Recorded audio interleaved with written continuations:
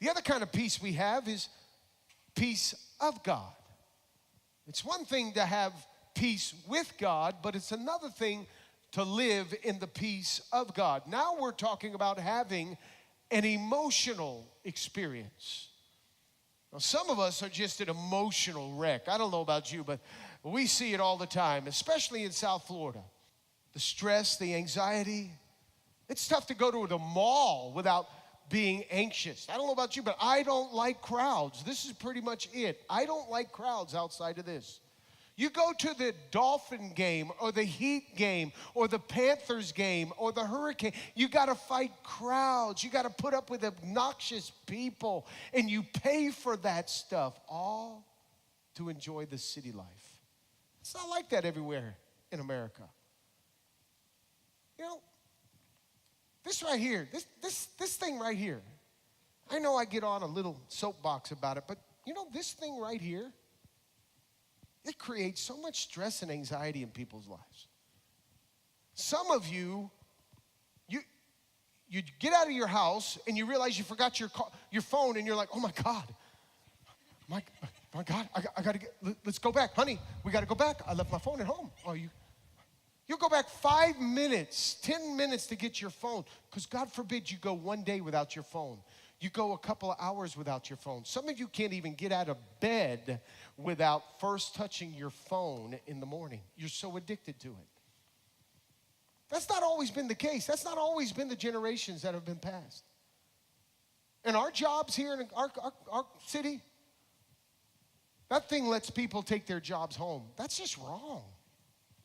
There was a day when you did your job at the office, and when it was over, you went home and you disengaged from that to go and hang out and engage with your family. Now you don't even do that because you bring all that stuff home with you. And it's righteous. I mean, it's something that you choose to do, and I'm not saying it's all bad. What I'm saying is, with all of that comes a lot of stress. I mean, really? You need to be notified every time somebody posts something about you? So your phone goes off with all these notifications. And let's face it, Instagram's not good enough, so you have to have Instagram and you have to have Twitter. And then if you don't have, Instagram and Twitter, now you need Facebook on top of that, because now that I'm older, we got to be a part of the Facebook generation too.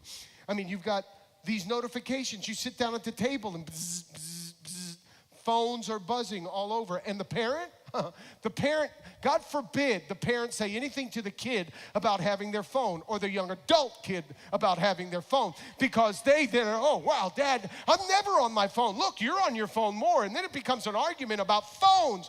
Phones are always causing stress. And we think it's normal. Folks, that's abnormal. Not all of America's doing this. Not all of the world is doing this. Not all families are doing this. And I just saw someone checking the phone on their wrist. They even have Apple phone on their wrist. Are you kidding me? You don't even take a break when you go to the potty because you're looking at your phone. Really, you answer your phone while you're on the John? That's wrong. Wrong. But we're so addicted to this. You know why? It's the emotional, mental stimuli. We're addicted to it. They call it FOMO. My kids couldn't hardly be out of town for a couple of days because they're fear of missing out on all the fun that's going on back home because of all the emotional, mental stimuli. That's not good. It is what it is, though, because we choose this life. What I'm saying is, in the midst of all of that, sometimes we just need to disconnect to experience the peace that our brain needs.